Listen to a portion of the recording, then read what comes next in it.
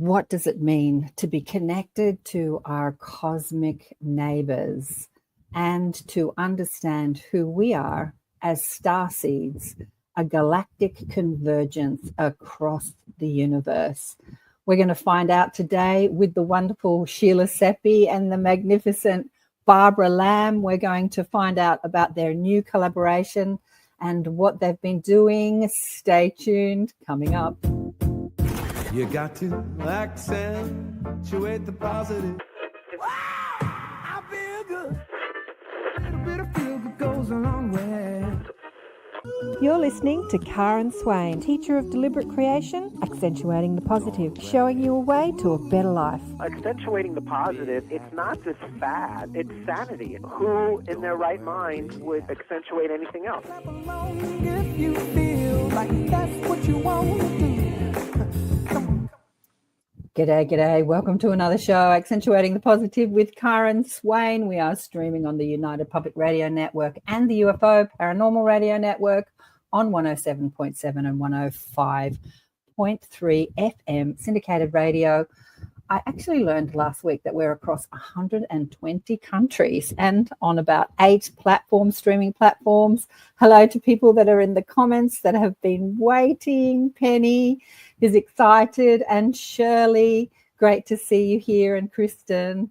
And look who is in the house with me today, the wonderful Barbara Lamb and Sheila Seppi. Hello. You're muted, Sheila. You have to unmute. There you go. Welcome to the show.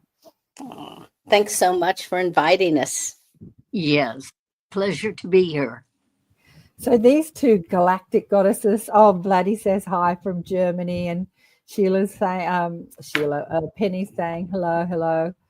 And these two amazing galactic goddesses have put, Penny's sending love, have put together an incredible book, which we're going to talk about today, and the contents in the book.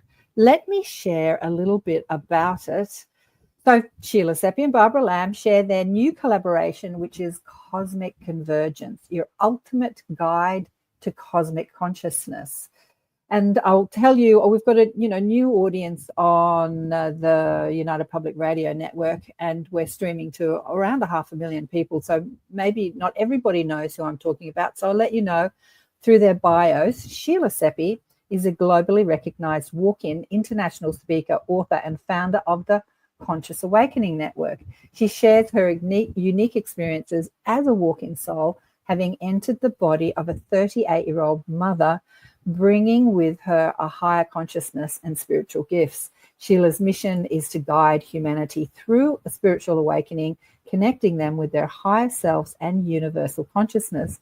And Barbara, who has been in this arena for many years and is a wealth of information. Barbara Lamb is a world-renowned hypnotherapist, celebrated for her groundbreaking work with alien abductions, hybrids, and experiences. She has regressed over 2,000 individuals and documented countless experiences of encounters with extraterrestrial beings, shedding light on the reality of extraterrestrial human interaction and the hybrid program. Yesterday, Sheila, I was talking about you, and I was telling somebody that has no idea what a walk-in soul is. You should have seen their face. They were kind of going, that can happen? That's what I thought too. That's possible? But I don't know, to the person that, because we've had this conversation, well, you live it, and I've been having this conversation for 30 years, but to the person that has never heard of something like that a soul could actually walk into another body when one soul has finished with it. And of all the walk-ins that I have interviewed over the years, when is a soul finished with a body? Usually when the body's quite ill, right? Every single one of them has come into a very sick body and then renovated the body in order to use it. Is that your experience as well? Absolutely. They come in during illness.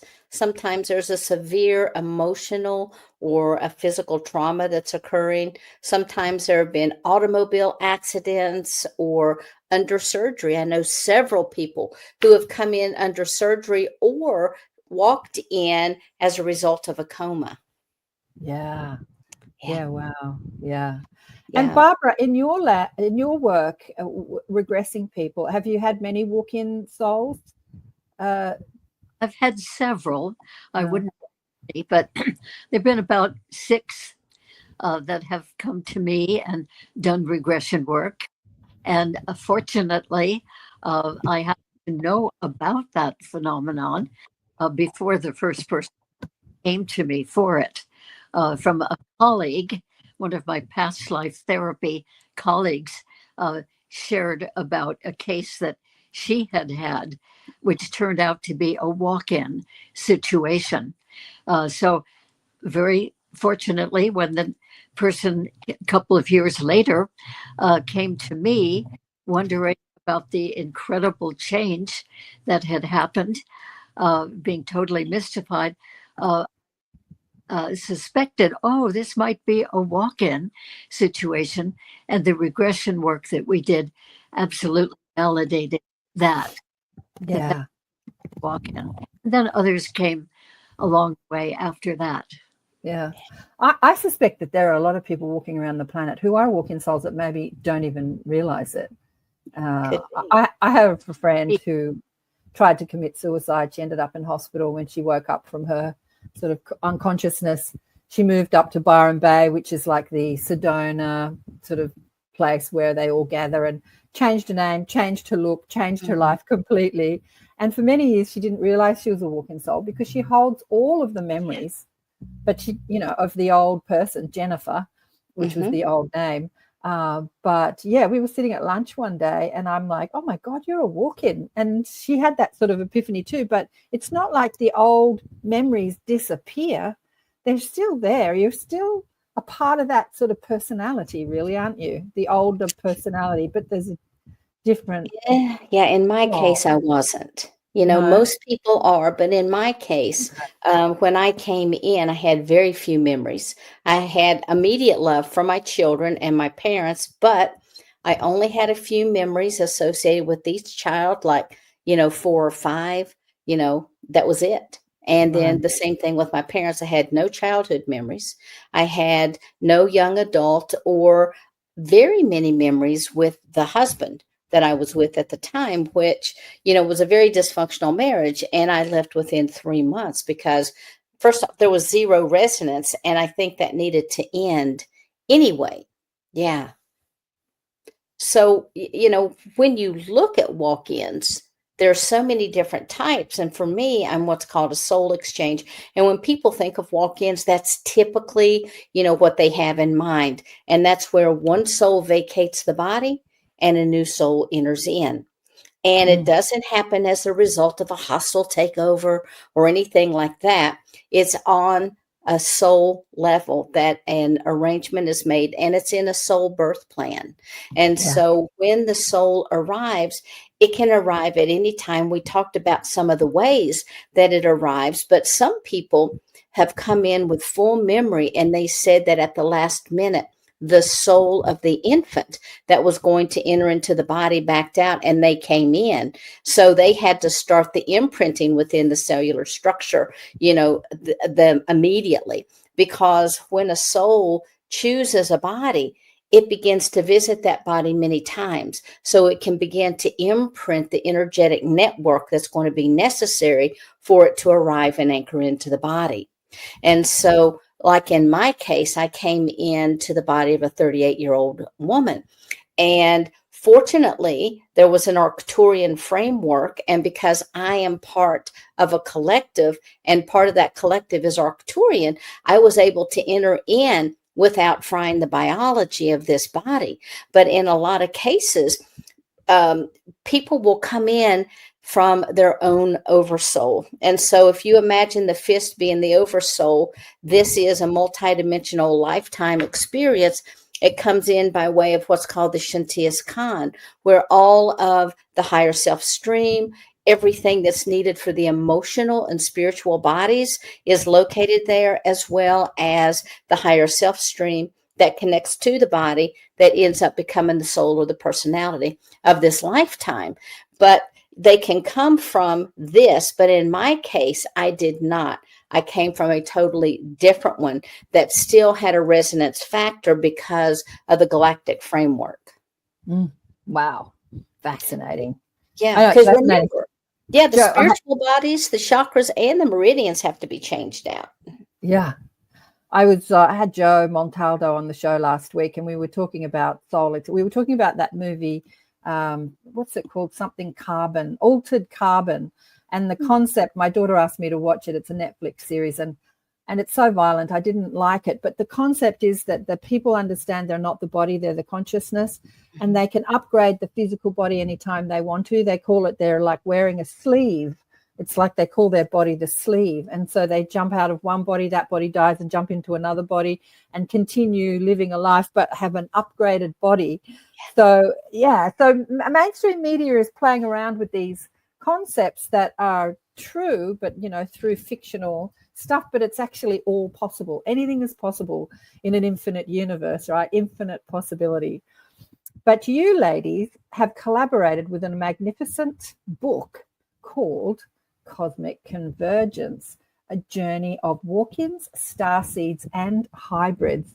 And I think this is fantastic because to a mainstream audience, it's great to find out, you know, what's going on with the upgrade of the planet. Obviously, Sheila, you are here because we're going through an almighty shift on Earth, and Barbara, well, we're all here really, and probably everyone listening. Yes. But you've, instead of being born into a baby body, you couldn't wait.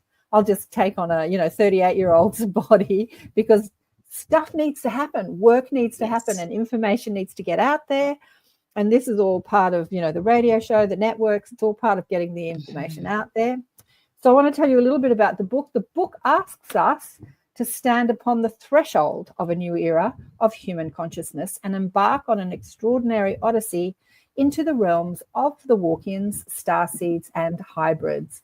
This groundbreaking book reimagines the complexities of the human experience and navigates where certainty and cosmic merge. It confronts profound questions about the nature of reality, consciousness, and our place in the cosmos.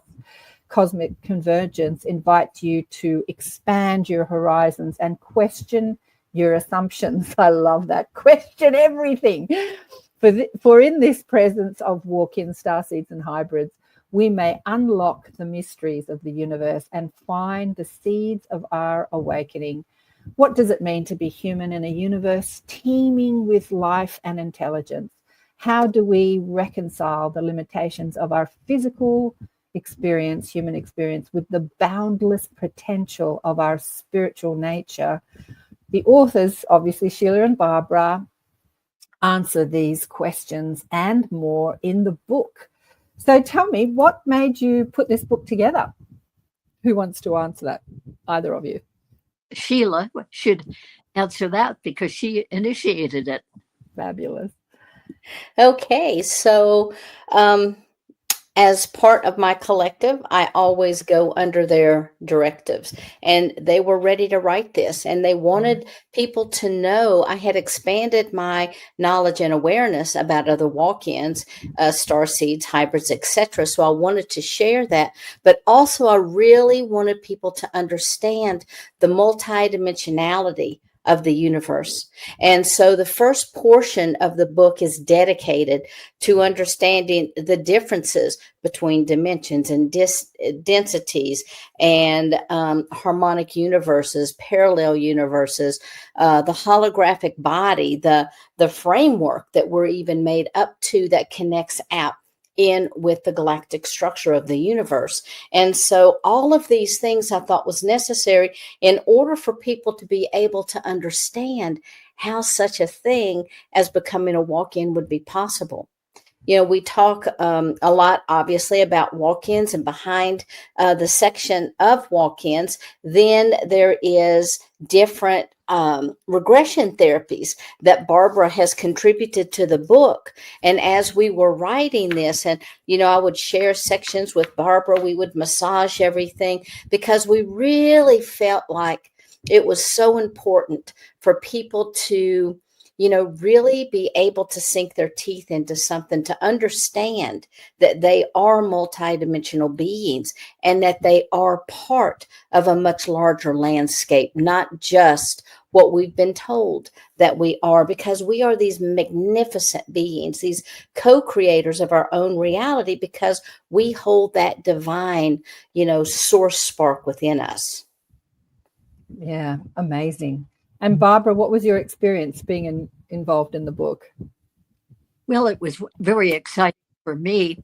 I was so pleased that Sheila asked me to be part of that whole thing. And I've had so many cases come to me for regression work over the years.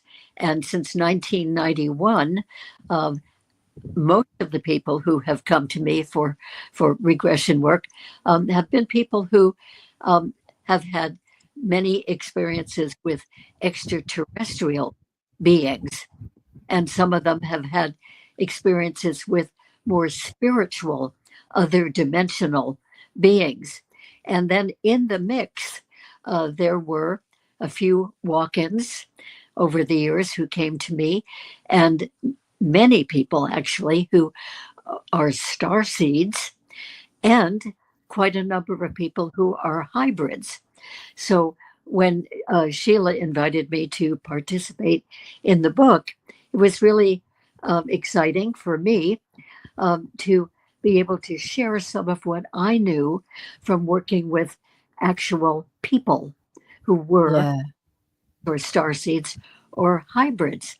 And I've always felt since the beginning of doing this kind of work that it would be wonderful for more and more people in the world to know about the extraterrestrial visitors, first and foremost, and then to know about these other people who are here with us, the walk-ins, the starseeds, and the hybrids. So I thought, oh, good, this is an opportunity to get this special information out to more people. And I very admire Sheila and who she is and all the wonderful work that she does. So it was just a total pleasure to collaborate with her. Yeah, wonderful. And I fanboy Barbara all the time. So it's like, yay, I'm so happy, Barbara. I'm going to get to collaborate more with Barbara. So it was so exciting. And it was fun. It's still exciting and fun. I was telling Sheila and Barbara that we had a few fans on Facebook like, whoa, what a combo. This is going to be a great show. People saying on Facebook. Sorry, Barbara, what were you going to say? That's really nice. It's been a happy collaboration, I must say, because I keep learning from Sheila, certainly learned from what she wrote in the book.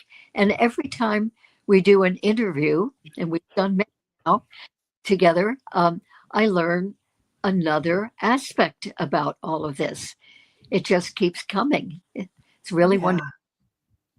Yeah. Well, Barbara's written many books. I'm going to show a couple of them now. A few of them are collaborations. E.T. Friends in Space, that's a collaboration, isn't it, with Mary Edwards? Yes, the illustrator of this. Right, and that is, I'm very happy with that book because it's for children, and so many children have encounters with extraterrestrial beings and don't have anybody to talk to about it, and their parents usually don't believe them. So this book is for validating children's experiences to children, and also it validates it to the parents or anybody reading the book to the children. Yeah. And Meet the Hybrids.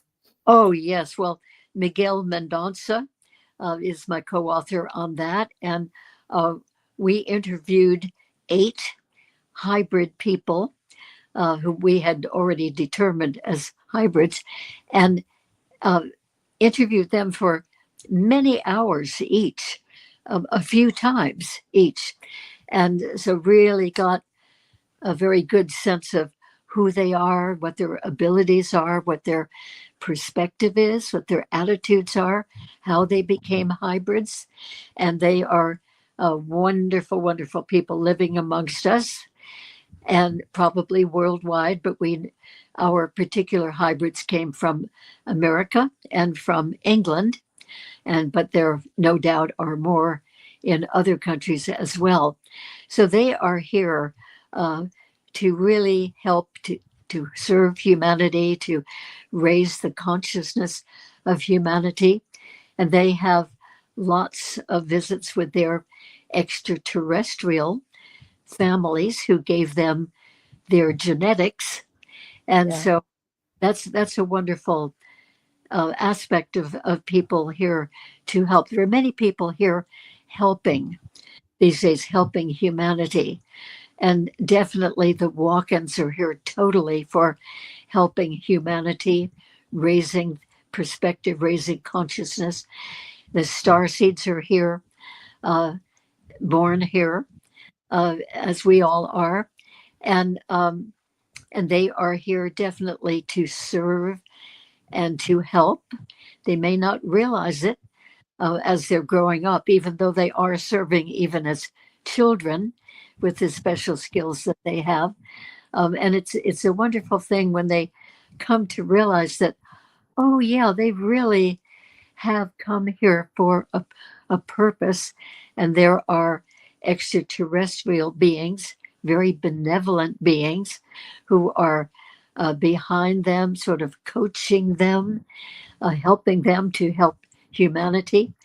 And then with the hybrids too, they are born here, having been already given extraterrestrial genetics, sometimes of 4 or 5 different types, species of extraterrestrials.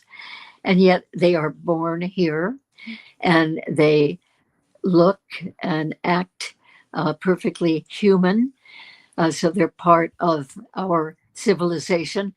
And yet, with all of the psychic and paranormal skills that they have and perspective from the extraterrestrial beings who keep visiting them and giving their perspective. Anyway, it's wonderful that we in the world have these people with us to help.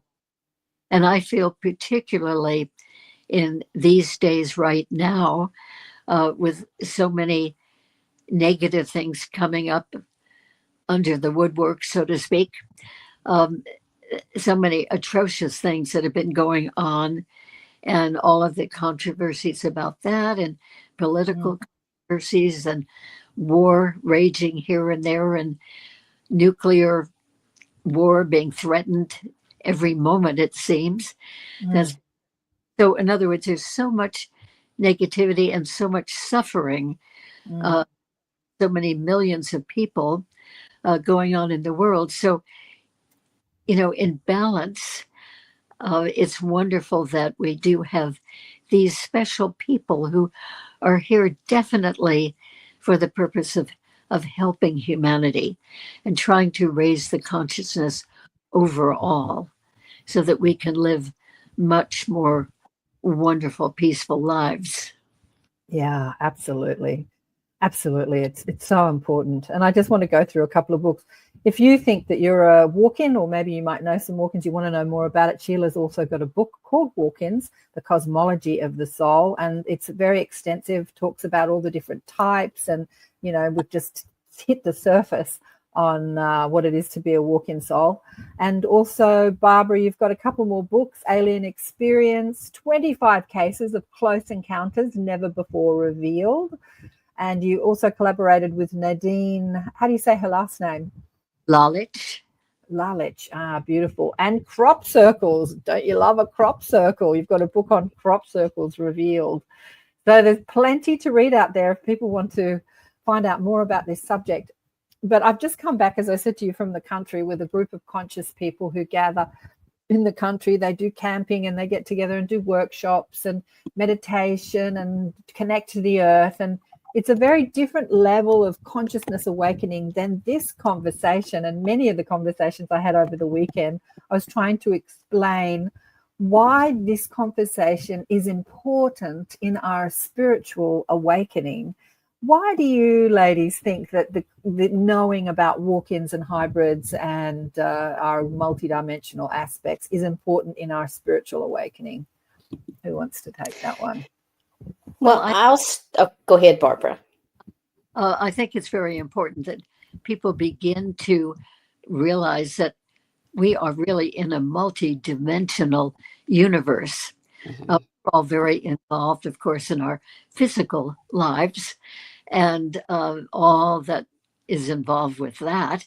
But it really helps us to expand our awareness that we're not only physical, but we ourselves and the whole universe is multi-dimensional. There's so much more to us and to life in the universe than we have realized. At least that's certainly true for me, having grown up as a regular person here in the physical universe, physical planet. But it's wonderful to expand our awareness that there is so much more. For instance, even to us as human beings, there is so much more. We are multidimensional, even if we don't know that, because we're in physical life, but we are multidimensional. We came from another dimension originally as spiritual realm and then ongoing physical life here and there, but definitely ongoing spiritual life. We are spiritual, and actually, so is the whole universe, the whole cosmos. And we tend, of course, from being in physical life, we tend to think of it as a physical universe, which it is. That's one aspect of it, but it's also a multi-dimensional universe.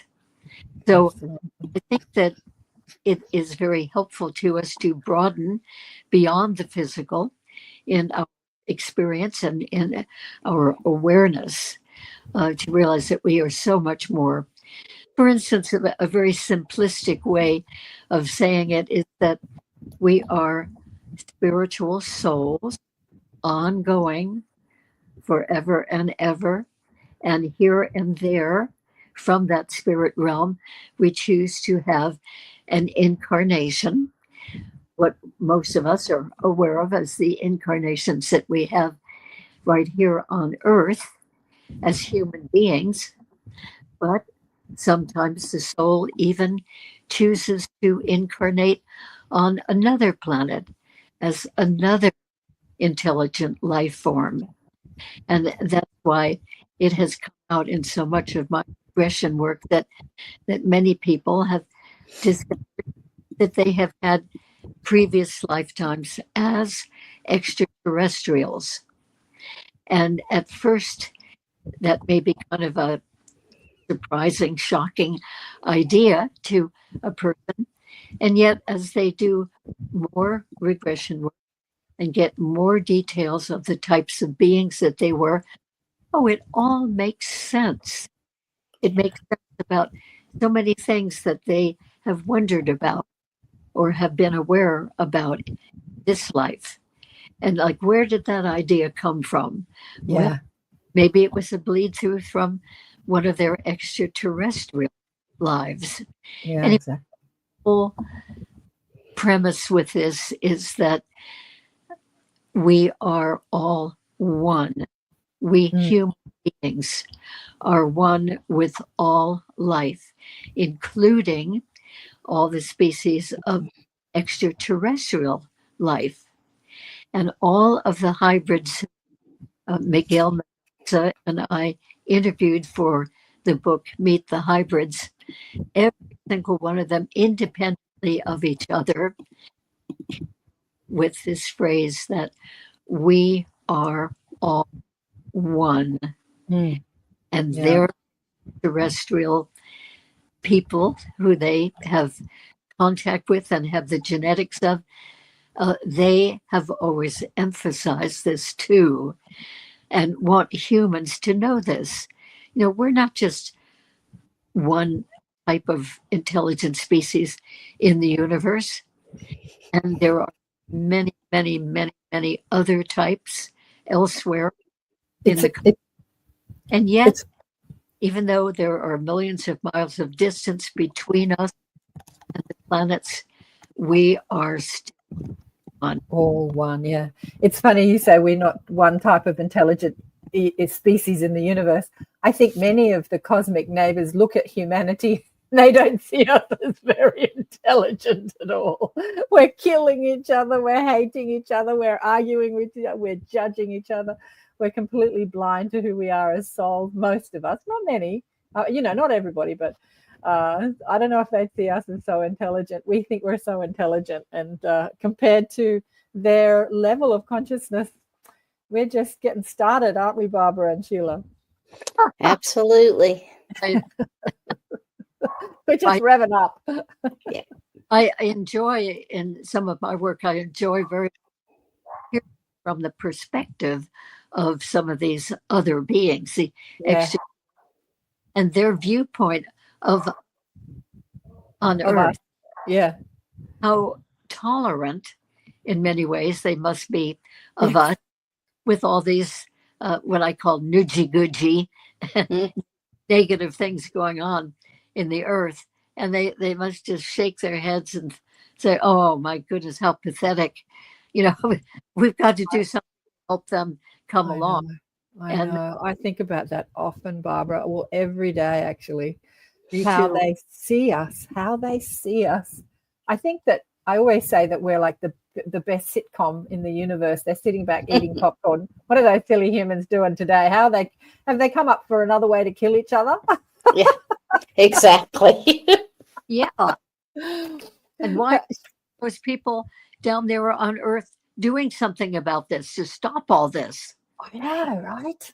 Yeah. Well, we are, and we're writing books, and we're Yes. having radio programs and networks, and we're putting on conferences. We're doing our best to get the message out there, to share wisdom and knowledge. And Sheila, what did you want to say about that question I asked before? I can't even remember what question it was. About multidimensionality. Okay. Well, I think it's important. Yeah. Sorry. I think it's important that we understand that we're multidimensionality, because first off, it's going to open the door to much more profound and expansive understanding of who we really are, why we here, how we're connected to the cosmos. Because as people begin to wake up, and I had my awakening at the same time that I became a walk-in, as these things start to happen, it's really good that we understand a little bit more about this new expanded awareness of self that we have, because we start looking beyond the physical body and the physical limits, and we really start accessing our inner potential. And if we don't understand where that comes from, if we don't understand, oh, yeah, I may be a star being. If we don't understand those things, it's really difficult for us to be able to anchor that new knowledge.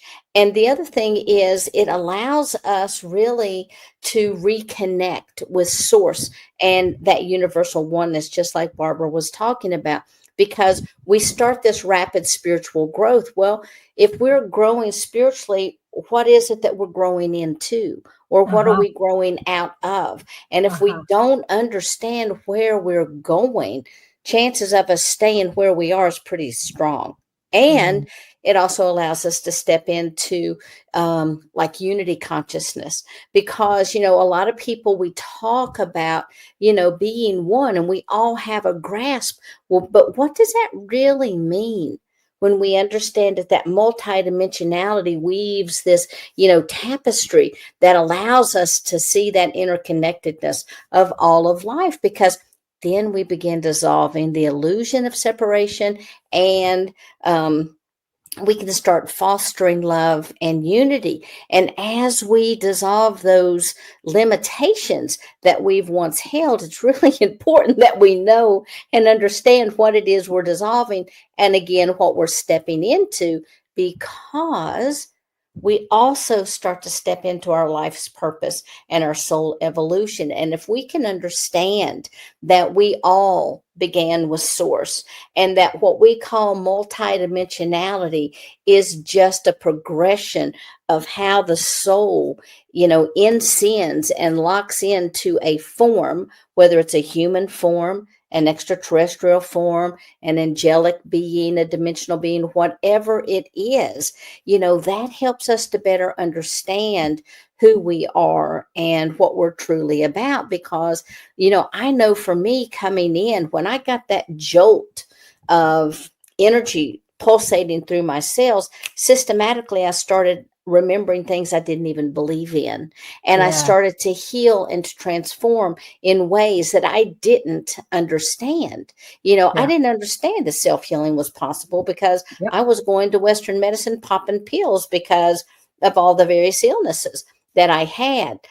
But once I began to ascend, once I began to anchor in, once I began to understand who I truly was as a multidimensional being, it's like I could take a deep breath.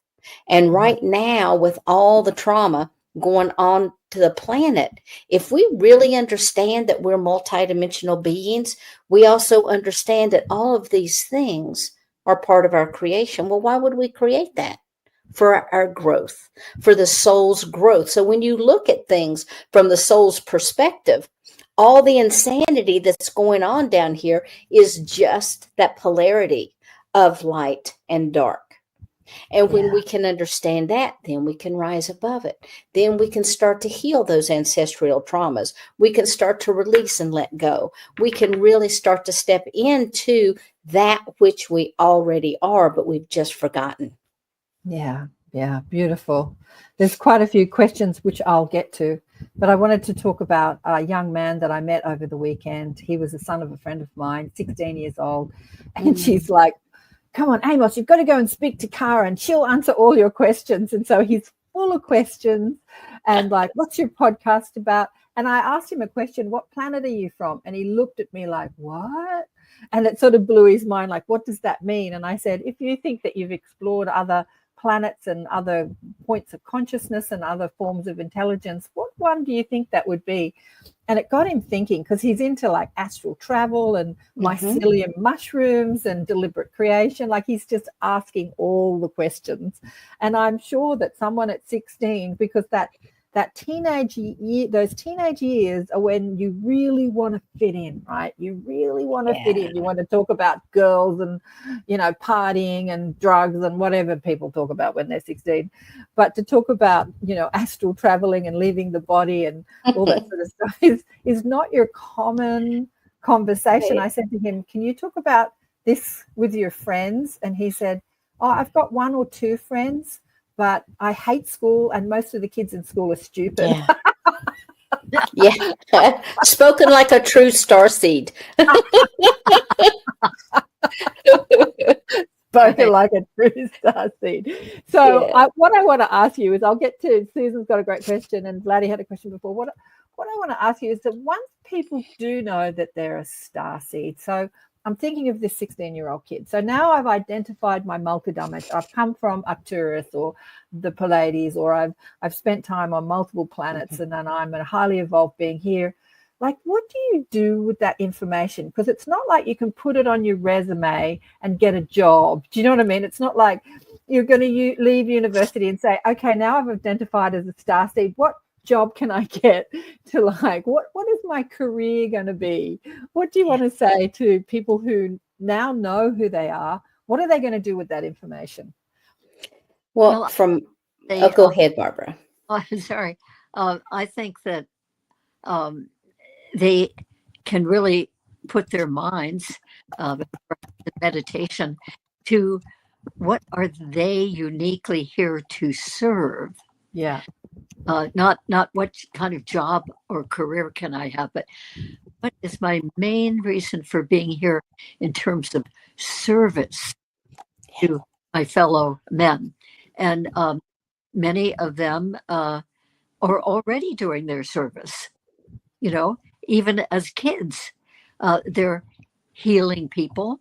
when somebody is having a physical problem, or they're being a good listening ear, they're being a loving, caring person, uh, they're doing helpful things, uh, they're coming out with wisdom here and there in their daily lives with the people they know.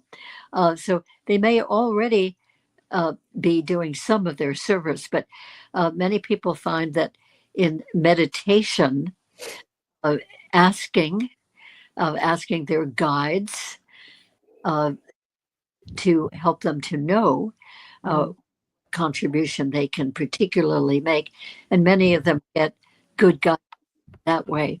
Many of them also do out and out channeling a higher, wiser source, and that's a very good way too of finding out what they are here to do. That was his tuning in various ways, and taking it seriously. Help, and they tend to, these starseeds. Okay, why am I really here? Or what can I do? Exactly. Whatever abilities I have, what can I do to be of help here? Right. That's exactly the question he had. And he had been listening to a lot of more personal growth coaches, and there was a consensus that you can't ever really find your purpose. I remember when I was young too, that was an idea that people you can't ever really find your purpose and why you're here on the planet. And I said, yes, you can. Just ask yourself, what part of life do you think about? Like, what interests you? When you look out into humanity, what do you think needs fixing? But Sheila, what do you want to say to these people who now identify as hybrids and starseeds and walk-ins? What do they do with that information? Well, I think honestly, I agree with you that people can find out what their purpose is by just looking at what they're passionate about. Okay. Yeah. So that's one thing, but I look at that kind of as that human element. I think everyone's purpose is to help anchor in the higher light codes that are on the galactic that can come in now, because I'm going to tell you because I was, as part of the collective, we still do work on the crystalline grid and send in the light codes and repair and work with the consciousness of humanity. But there's only so much that you can do above because of, the directives. And when you're here, you can actually be boots on the ground and interact and interface with people, on a daily basis. But, it also gives people that opportunity to reconnect with their cosmic family, whether that's in dream time, meditations, channeling, light code, visualizations, any of those types of things can help them, but really grounding that galactic energy. Because, a lot of star seeds feel like they're out of place. They feel like, they're disconnected. Or I had one guy, he said, when I was 5 years old, I went to my parents and said, "It's okay. You can tell me. I know I'm adopted." They're like, no, you're not adopted. We really wanted you. And he's like, well, then why do I feel this way? I feel like somebody's just dropped me off here. And he had a homesickness. So for people to understand that they're a starseed, I think it's not so much a label as it allows people to understand why they may be feeling a lot of the things, and then ground that connection, gives them that opportunity to open up to the higher dimensional frequencies within the Earth's energies, and they can stabilize their physical and energetic systems. And as they do that, it'll allow them to step into their own gifts and align with their own multidimensional self. Absolutely. Yeah. And just like Barbara said too, people think that they can't find their purpose. Of course, having a hypnotherapy session and speaking to your higher self or your galactic aspects of your oversoul, you've got all the answers right there, right, Barbara? I mean, you want to what am I doing here on Earth? Just you can find out either in meditation or going to a hypnotherapist. Right. And more people are coming to me. I'd say for the past 2 or 3 years, more and more people have been coming in to me to do work with regression to find out what their soul's purpose is. Right. I think that is exciting and wonderful that so many more people are wondering that about themselves. Yeah. We all get very, very embroiled in our physical lives here on Earth. And it's easy to overlook the fact that we might be here for a particular purpose that our soul has decided for us. And I'm very, very pleased that more and more people are wondering about that and really wanting to find out why they are really here and what is the most important thing that they are supposed to be doing. Yeah, exactly. I think that so many more people are awakening to that and wanting to get with their purpose. Yeah. This young man, when I was talking to him, I was saying, oh God, I've lost my train of thought now. I've got a million questions going through my head. Now, what was I saying to him? I don't know. Anyway, I'll get back to it. But with the book, so the book is specifically Cosmic Convergence is addressing these questions, right? Yes. And you've got some cases in the book of regression sessions. Do you want to share, one or two of those? Well, we were just talking about starseeds, so I'll pick there. One of the cases was a woman, kind of in her middle age years, and she definitely was one of those people wondering, why is she really here? Well, we kind of did a review in talking and also in the regression, and put together the fact that she had, as a very young child, had her own disability. And it was a hearing disability in her case. And of course, that was very problematical with her going to school and not being able to hear the teacher or hear the other children. So there were various medical procedures that were done for her, and she gradually was able to hear. But in the meantime, even in preschool, she was very empathetic to anybody else who might have a disability. She had a couple of people in her preschool class who had different kinds of disabilities, each one of them, but she had great appreciation for what they must be going through, a tremendous amount of empathy, and treated them very, very kindly, even tried to help them with some healing abilities, which she was discovering as a young child. And so that was wonderful. And all through her growing up years, she realized that she had a special appreciation and empathy for anybody who was having any kind of difficulty. That was a feature that just went right along with her. And make a long story short now, she has been teaching autistic children. And because of her empathy and her being able to tune in to other kinds of communication that the autistic children are trying to do, she has been very, very helpful in working with them.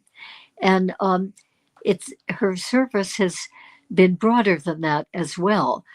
She has been doing podcasts to interview people and also to speak herself from a more spiritual point of view. And the people that she interviews have a much greater consciousness, more enlightened consciousness than most humans do. So she's been trying to serve in those ways and is always looking for ways to serve even more effectively. So that clarification about who she is and what her work is and what it still can be all came out in a couple of regression sessions. Yeah. And then I have done some regression work with some of them, and The hybrids, was that? the hybrid, The hybrids.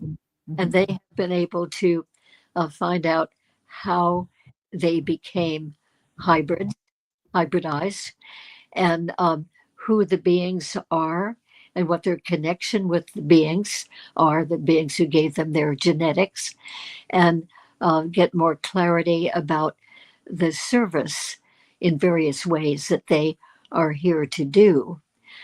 So I could give examples of that, an example of that, if you would like. Yeah, Of sure. Yeah. Well, one of them realized that they all, say it this way, they all realize from a very, very young age that they feel like they are very different than everybody else and different from their family.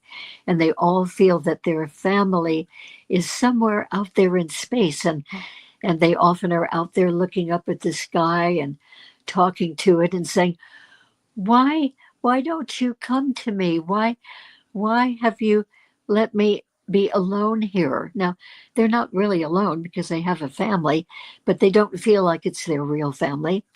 The real family is out there in space. And so they invite their real family, the extraterrestrials, to come to them. And indeed, from a very young age, they do have visits from their extraterrestrial family, and are coached and guided by those extraterrestrials. And they come to know eventually that they do have the genetics from those various beings. And so they are partly them. And that's why they feel like their real family here, physical family, is not their real family, but that somehow the other ones are. So in the regression, a lot of details come out about that, about their connection with their particular beings and their reason for being here, and why they are the way they are, why they are different than other human beings. And yet, having been born here of a physical mother and a physical father, with the added genetics from extraterrestrials, which are added usually at the point of conception or during life in the mother's womb. There's one hybrid I know who was actually hybridized, given extraterrestrial genetics in the form of an injection at age 6. But all of the other ones had it, the hybridization happening earlier. So anyway, this one person that's different than the rest of the hybrids, she actually was formed by humans, sort of military people in a operation here on Earth. They had genetics from about 6 different kinds of extraterrestrials from their bodies that had been captured when their spacecraft had crashed here on Earth. There were many more crashes than most people are aware of all over the Yes. but our military here in the U.S. had created a particular department where they had some of these bodies. They had the DNA from the bodies, and they combined a father's sperm and the mother's eggs, and combined them, creating an embryo to which they added the extraterrestrial genetics. And then that embryo, having been created that way, was placed in the body of the mother, in the womb of the mother, and gestated the regular 9 months. And then that fetus baby was born the way that we birth our babies, Yeah. and particular hybrid. So she grew up with all the amazing psychic and paranormal abilities, healing abilities, and so forth, and very wondering higher consciousness. And it wasn't until she was age 35 that her father took her aside because he was getting ready to finish his life, told her that she had come to being because they had done this work of adding the extraterrestrial genetic. Now, she was pleased actually to find out that she was a hybrid because she had always felt so different and always had remarkable abilities and had lots of contact with those extraterrestrial beings whose genetics she had in her. And it was all always a mystery. Why am I like this? And so she was relieved to find out that she was a hybrid. But what she didn't like was that her father said that she did as an experiment. Oh, she didn't like that she was an experiment. Yeah. Right. Very Oh, happy. no. I think we're all experiments, actually. I think we are. I think Earth is an experiment. I just need to do a station ID break. Fascinating information. Thanks so much, Sheila and Seppi. Sheila and Barbara and Sheila. You're listening to Karen Swain, Accentuating the Positive, Awakening Consciousness on the UFO United Public Radio Network and the UFO Paranormal Radio Network on 107.7 and 105.3 FM. Syndicated radio across 120 countries, apparently, and 8 different streaming platforms. We're talking today about cosmic convergence with Barbara Lamb and Sheila Seppi. And what does it mean to be a hybrid or a walk-in or a starseed or somebody who knows that they're here to make a difference and they don't feel like they really fit in to the default setting of the third dimensional mainstream 3D mind or collective consciousness? How do they help people? How do they shift that consciousness out of a fear-based consciousness into a more unified consciousness? Susan has a great question that she asked ages ago, actually, that says, is there a difference between a walk-in and someone who has a sudden shift of consciousness that brings in a new unifying self-awareness and major chunks of their higher self, she says. So, yeah, maybe Sheila, you want to answer that. Is there a difference between a spiritual awakening and a walk-in experience? Yes, there's a big difference, because in a spiritual awakening, a lot of times that will come from exposure that you've had. It'll come from books. Maybe you've been watching podcasts, but typically it's from an influence outside yourself that you've been participating in. And when you have a walk-in experience, even though there are many types, a walk-in is an actual soul exchange, or it's an augmentation of the soul. And a lot of times, because people feel so differently, they'll say, oh, I must be a walk-in because this has changed or that has changed. But a lot of times those changes come about because you now are tapped into a higher vibrational frequency. Maybe your diet starts to clean up. Maybe you're interested in more metaphysical or esoteric teachings. A lot of these things happen with walk-ins as well. But in addition to like the soul exchange, or some people call that a soul transfer, you have the infusions. And I see this happening with both walk-ins and with the general population, because with the soul infusion, that is an integration of the higher self and oversoul aspects. Now, one of the things that my collective has shared with me is that the number of walk-ins coming in now have been reduced because of the number of starseeds who are waking up. However, one of the things that happens with the new walk-ins that are coming in, they're already awake and they understand. So when they come in, they've already had this epiphany, this soul awakening, and they just come in bringing all of that knowledge. Whereas somebody like me, I had to integrate, I had to understand, and then I had to act upon that knowledge. Well, with a soul infusion, you're getting that direct integration of the higher self or the oversoul aspects. And if part of that soul remains, then that's a walk-in scenario. But if the entire soul remains and you integrate with the higher self, that's also a soul infusion, but it is more of a soul infusion of the current soul. It's the augmentation. Then you've got soul mergers, and they represent these soul infusions, but they differ in that the natal soul remains firmly intact. And another entire aspect of the oversoul, or the entire knowledge of the Shantias Khan, comes in and locks in and fuses with that natal soul.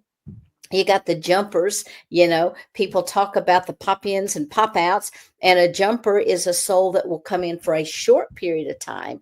They will imprint heavily on the body, and then they're out for their next experience. But when that happens, the person is like, whoa, what just happened to me? A lot of times that will evoke a spiritual awakening. And you've got like the soul overlays, where the original soul or the natal soul stays.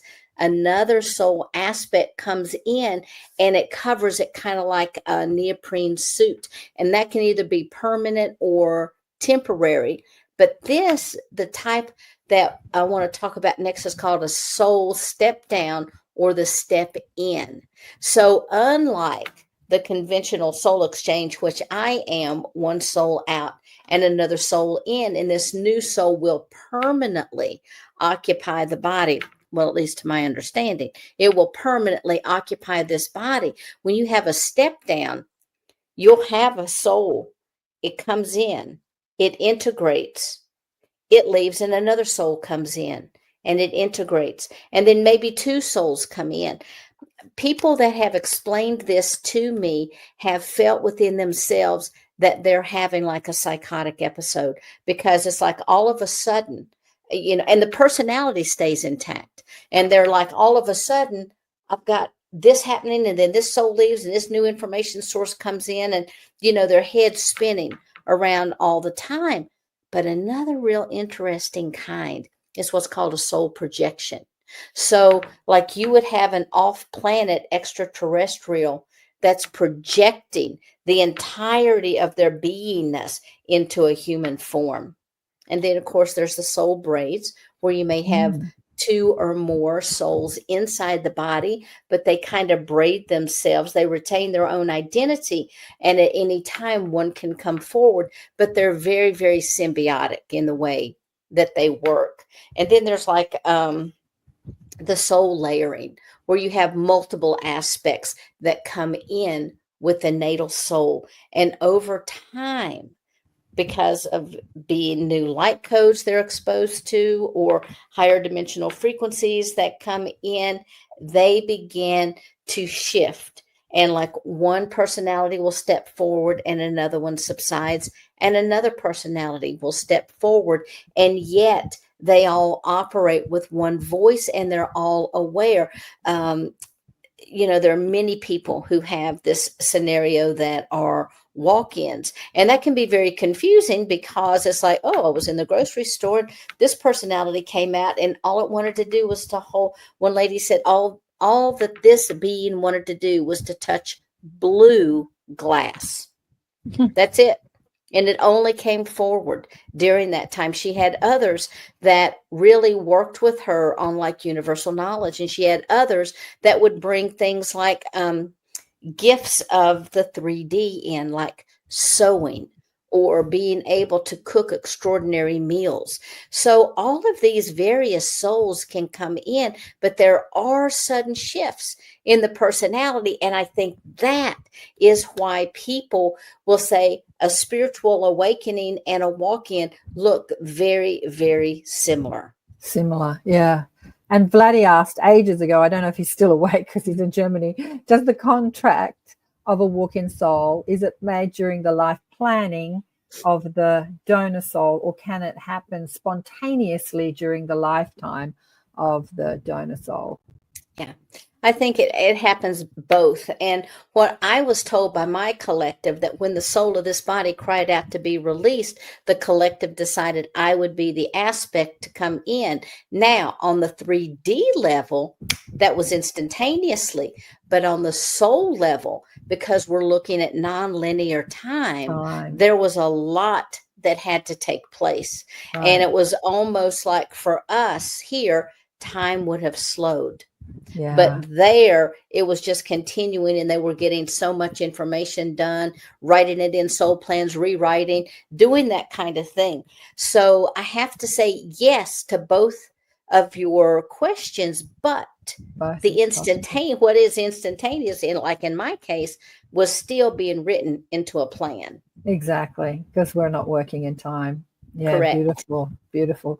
Yeah, I remember what I was going to ask before when I was talking to this young man about, purpose and what we're here to do. Because I think that often when you identify, now you've found your new identity. Okay, now I've had a spiritual epiphany and awakening. I'm a starseed, I'm a hybrid, I'm a walk-in, whatever. What am I going to do with my life? I don't think there's any one thing, right? I was telling this young man, maybe you're here to explore creativity, and you might use paint to explore it, or you might be a sculpture, or you might be an actor or a writer.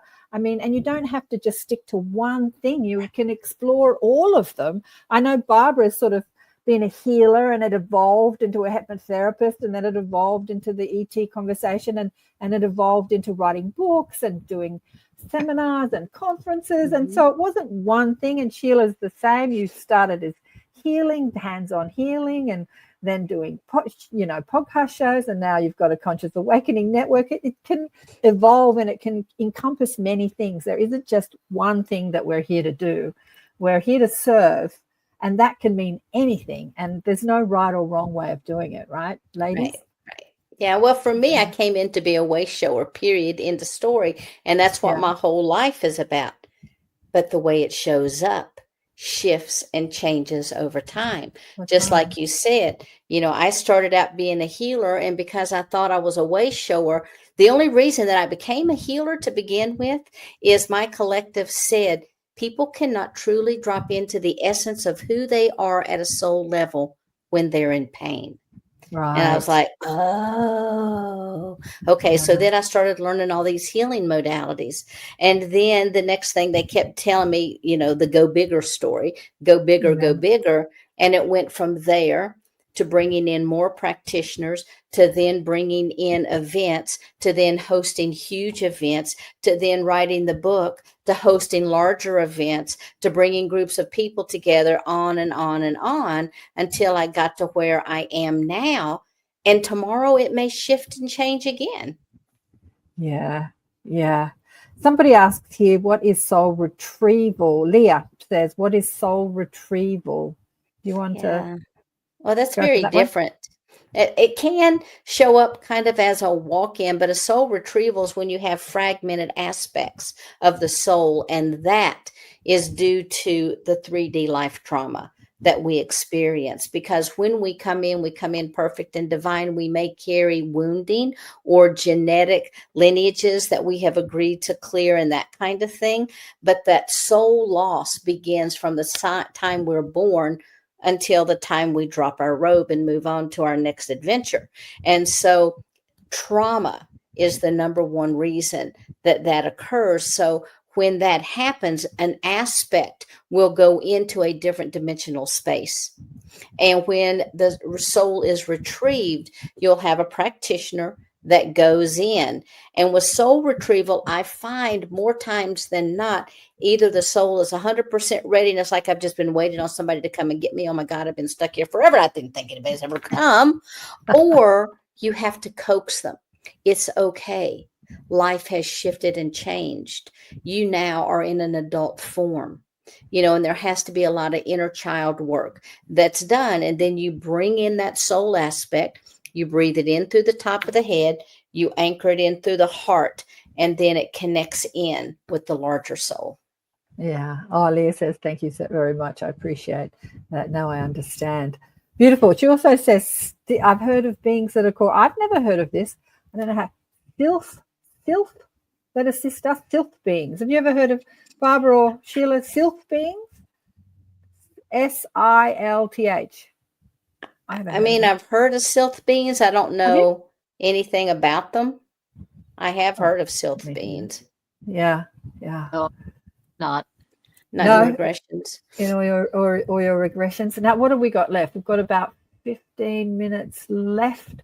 Where do we want to go with the book? So we've been talking about how it helps people assist. What were the questions here? What does it mean to be human in a universe teeming with life and intelligence?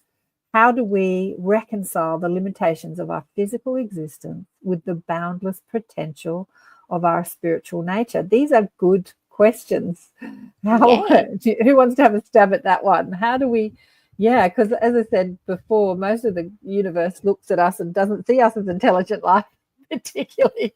So now that we're connecting to a universe that is teeming with ultra intelligent life, where do we fit into that? How do we interact with that? How does it all work when disclosure is a real thing across the collective consciousness?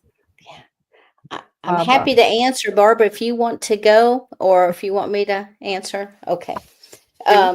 So the way that I look at this is because we are teeming with life, it gives us the opportunity to understand that we are part of that life. They are part of us. The other thing is I have an entire chapter that's dedicated to what I call the ascension of the soul. And when you look at that chart, you're going to be able to see where, we may go over here to become a human. We may go over here then to become an extraterrestrial, but we're all coming from that same consciousness. And it's important for us to understand that right now, we are having the human experience. Right. Our last lifetime, we may have been having an Arcturian experience. Again, everything is for the growth and the edification of the soul. And so for me, when we talk about this universe teeming with life, as we anchor in who we are as a human, it allows us to expand up. I always say you have to ascend before you can ascend. And part of that ascension process is connecting in to the multidimensionality reality that we are just one species in the entire universe, and there is life everywhere. Yeah, beautifully said. Yeah, look, I'm excited about disclosure. Disclosure is just exponential. I don't know if you've both been watching what's been happening through Ross Coulthard, who's the Aussie. He's an Aussie. Yeah, I love saying that. He was one of those 60 Minutes reporters, which honestly, back in the day when he was on 60 Minutes, would be someone who would scoff at this conversation and make you sound like you're an idiot or stupid. Mm-hmm. And now he's at the forefront of disclosure, it coming out within the mainstream world. When I say mainstream, he's on a news program and he's got, a program talking about not just lights in the sky and alien bases, military bases, but he's talking about consciousness and he's talking about telepathy and he's talking about astral travel. And this is on a news program. Like a news program is talking about this. Isn't that amazing? Don't you think I love it. Yeah. I love it because now that this is starting to happen, the extraterrestrial disclosure, that can just be one step into all the other types of disclosure that we have going on. I think they have held the lid on this so tightly because they know once that can of worms opens, it's not just going to be about our galactic families and the connection that we hold. It's going to be so much more. Yeah. And I've also, during COVID, I was watching a group of young men called Yes Theory, and they would go around the world and explore different aspects, like different countries. And, they got into the Wim Hof method, and it was more on a mainstream level of adventure and excitement and different things to do. And then they totally got into the UFO thing, and now they're exploring that exponentially. They've got millions of followers. Another young man who's connected to them is called Jesse Michaels, and he's got a great podcast and he's exploring it in that sort of 20 to 30 generation. and it's like it's just exploding across our media systems and across the world. It's exploding, and it's very exciting. So disclosure is around the corner, don't you think, Barbara? Oh, yes, it's coming out more and more all the time. And I'm very pleased that it's hitting the mainstream. Yeah. So there are loads of us who've been involved in this for, Years. decades now. The UFO community and the conferences that have been held with that, and many different speakers. But still, it's sort of a select community within the larger community. So Right. because of the congressional hearings, all of this is coming out more in the mainstream. So people are getting kind of accustomed slowly, I think, to the fact that there are these vehicles, these UFOs, UAPs, from other planets and other civilizations. And I think that it's very good that it's sort of creeping out rather slowly, but that it is creeping out into the mainstream, so Absolutely. that and young people, I hear, young people are just so much more open to all of this. They're already thinking about the whole universe, Mm-hmm. and other planets, and I think at a very young age, and that even visits from other beings from those other places is not so unusual to them. It's sort of seeping in to the culture, which Yeah. I think is very, very good. Yeah. And I think there will be more public awareness consciousness from these other beings from space.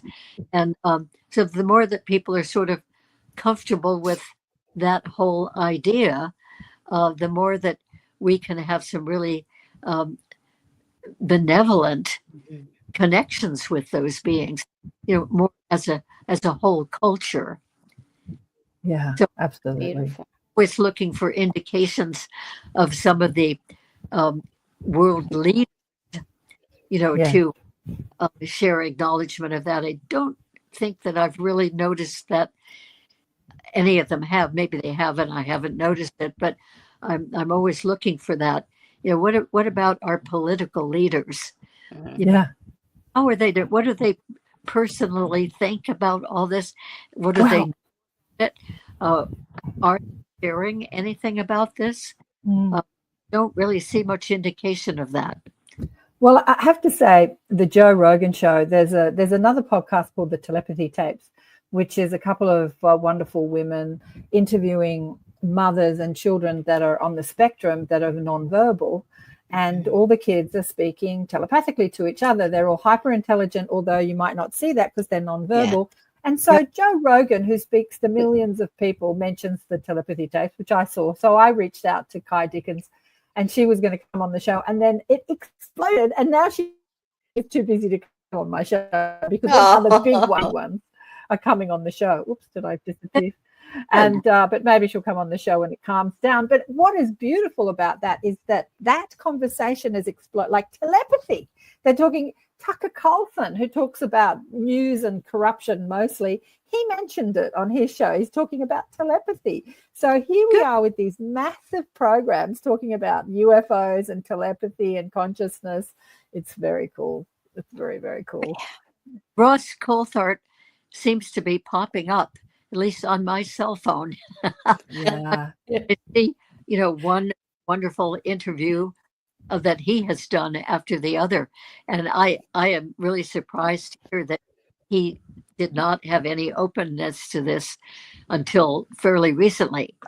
Now he's doing a big service. He's doing a huge, I think that initially he was well and truly entrenched in that mainstream media mind, but he had questions that most of his colleagues did not want to entertain. And I think that when those questions got bigger and bigger and bigger, he had to move away from that 60 minutes, energy into his own exploration and investigation. And I would love to get him on the show to ask him how this all came out. But I don't know how that turned into now being on News Nation with his own show and speaking to millions of people. So I don't know how the questions turned into like him leading the way with disclosure. But I have to say, your new president or old president, coming back president, returning president, I saw him on Rogan, and he said that everyone asks him about this subject to open the files. And he said, personally, I'm not interested in it, but everyone asks me about it. So he said, that's the first thing I'm going to do when I get in is open those files, and more disclosure will come out. So that will be interesting. So there's a politician, even though he's not interested in it, he's going to go down that route. So that's interesting. Oh, good. I hope so. Yeah. We'll see. We'll see. That's true. But during those congressional hearings with the Navy, the Ryan Graves, and all those people, the people coming out, the politicians that were firing questions at them, they seemed really interested in them. A lot of them were younger, but they seemed genuinely fascinated about this subject and amazed that they were in politics and that they had never heard that the government was holding back information. And so, there's a lot of passionate people in politics that are ready for this information to come out. Yeah, it's coming along. I think a lot is opening up now with the politicians and with the public. So I think very good. So what does Susan say? You might want to interview my friend who was episode 5 of the telepathy tape. Yeah, I'd love to, Susan. I've actually got a lot of friends in Sydney. Kai Dickens and the telepathy tape is amazing. It's on YouTube, episode 10. I've got a lot of friends in Sydney who have kids on the spectrum, a lot. And I had a client many years ago. He was 9. I think he's about 17 now, who was a nonverbal, but he was just the most enlightened, amazing child. And I was talking to him telepathically, and his mother was like he was 9 for 7 years to make this kid talk. And I said, he's never going to talk. He's not here to talk. He's here to teach you about telepathy and the powers of your mind. And I spoke to her the other day and I said, is he speaking yet? She said, no, he can say a few words, but it's hard to wrap our head around a new way of communicating when you're so used to this verbal communication. Right. And so for her and many of the other mothers that have these nonverbal kids, they just really have to shift the way they communicate with their children because, it's interesting. Isn't it? Mothers are really doing well with that. Yeah. Some are. Apparently, we all have telepathic ability. We just don't. We don't realize it. It's an unused function. Yeah. But apparently we all do have it. And these autistic children are really showing us the way. Yeah. Sheila, what did you want to say, darling one? I was just going to say, isn't it interesting how in our dream time, whether it's dream time or not, but in our dream time, when we communicate, we always do it telepathically, or at least I do. I'm not sitting there having verbal conversations with people and their mouths are not sitting there moving. It's more of a telepathic exchange of information. You just know what they're saying. You know what they're thinking. You know what the actions are, and you just move ahead. Is that not your all's dreams? Maybe we have different kinds of dreams. I don't know. It's interesting. I think that in dreams, we don't have mouths and ears, mouths to speak and ears to hear, although we are still speaking and hearing in the way that we're familiar with, but we are all communicating telepathically, but we think we're not because we're used to this way of but we don't have a voice box and a cochlea to hear. Like we don't have that physical apparatus when we're in our dream state or astral state. So it's interesting, isn't it? We're all doing it. It is. I mean, it's said in the Seth books, channeled books in the 60s. Seth said through Jane Roberts, the collective or the entity who called himself Seth, that humans are already all communicating telepathically all the time. You couldn't drive on your roads if you were not. And I remember thinking, wow, thinking about when you drive, you often know what people are going to do. And maybe if we weren't all at a subconscious level, communicating telepathically, we couldn't drive on our roads. There would just be too much chaos. But there is a communication that's happening as we're speeding and changing lane. Like it's happening, but we're not consciously aware of it so much, but it's going on. Yeah. Which is interesting, isn't it? Yeah. What is good point, Sheila? What does Penny say here? I use telepathy in my dreams too, all the time. Yeah, there you go. Yeah. And Vladdy says he does too. What does Penny say here? Susan Miller has been doing amazing work in the area of telepathy. She would be another good one for the show. I'm sure she would. Leah says driving is a trigger for me. Yeah, so yeah, the telepathy tapes. I mean, even though she didn't come on my show, she cancelled. I'm still excited that this conversation has become so big that she can't come on the show because she's being, the Tucker Carlsons and the Joe Rogans are asking her to come on the show. So on their shows, which are reaching millions of people. All right, we've got 5 minutes left. I said to the ladies, what's the message you want to get across for this show? And they both said, buy the book, buy the book, buy the book. A lot of people, that was a joke. No, it's not. I mean, we do want you to buy the book. No, it's not really buy the book. But a lot of people say, this show is just about selling books. I mean, seriously, what's the book? A few bucks. It's not like you're going to make people rich buying a book. But what is the message that the book is giving people? And if people maybe want to buy the book for somebody else that's just starting to explore this information, what is the message of the book that is really going to give people? Well, from my perspective, I believe that the book is really describing our multidimensional nature, whether it's the micro or the macro. It's all about the multidimensional nature of humans and the fact that we are so much more than we have been told that we are. We're capable of more. And that honestly, at the end of the day, we are eternal beings that will change forms and continue throughout eternity in one form or another. And so I hope for those people that buy the book, you enjoy that multidimensional aspect. Oh, beautiful. And Barbara, what would you like to say? It's the whole book is a message of hope. In other words, we are living in so much of an enormous perspective that Sheila is talking about. We are multidimensional. So people who get really, really tied up in all kinds of little concerns, noogie-googies, as I call them, and they can be very, very bothersome. But really, the picture of who they are is so much bigger. And that, again, I think is a message of hope. And I would like to say, too, that in this book, Cosmic Convergence, Sheila has done a beautiful job of really making it very clear about all these things that we have been talking about and all the different aspects of who we are and the aspects, different forms of walk-ins that come in exchange with certain people. It's just a really in-depth and I think very enjoyable and clear description of all of these things that are very helpful for us to know about. Yeah.